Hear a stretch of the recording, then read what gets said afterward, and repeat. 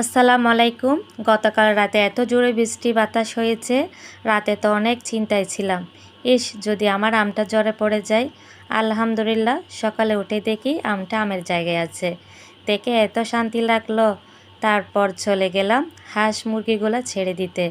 ছেড়ে দেওয়ার পর হাঁসের ঘরে একটু উঁকি মেরে দেখলাম হাঁস ডিম পেড়েছে।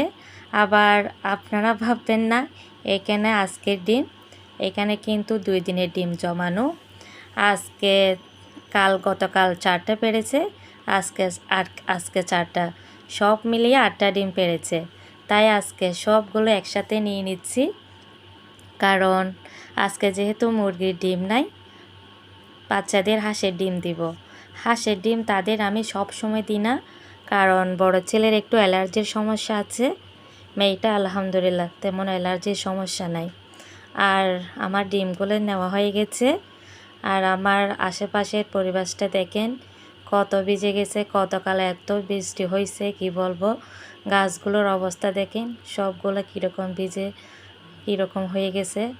চারাগুলোর আসলে অনেক যত্ন করা হয়, পানি দেওয়া হয়। এখন গতকাল যেহেতু বৃষ্টি পড়ছে তেমন কিন্তু পানি দেওয়া হবে না।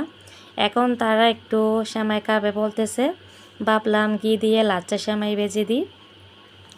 সব সময় তো দুধ দিয়ে দেওয়া হয়, আজকে না হয় একটু ভিন্নভাবে দিলাম। দেখলাম আলহামদুলিল্লাহ তারা কিন্তু অনেক পছন্দ করেছে।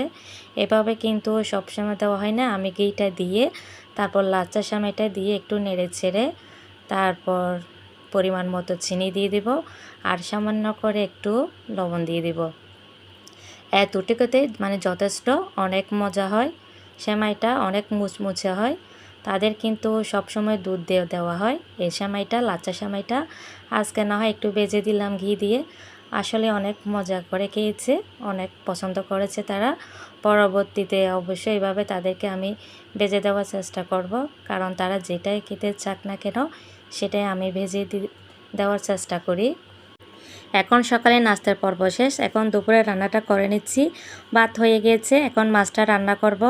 আমি আগে সব মশলা দিয়ে মাছটা ভালোভাবে মেখে নিচ্ছি, তারপর তেলের মধ্যে একটা একটা করে বসিয়ে দিব। বাচ্চাদের জন্য যে মাছের কাঁটা কম থাকে সেই মাছ খাওয়াতে আমি একটু বেশি পছন্দ করি। আর এত বিজি থাকি, এখন তেমন অনেক আপুদের সাপোর্ট করা হয় না। ইনশাল্লাহ খুব শীঘ্রই আপুদেরকে সবাইকে আমি অনেক সাপোর্ট করব। আর সবাই আমার পাশে থাকবেন। আর আমার ভিডিওটা কেমন লাগছে সবাই অবশ্যই কমেন্টে জানাবেন।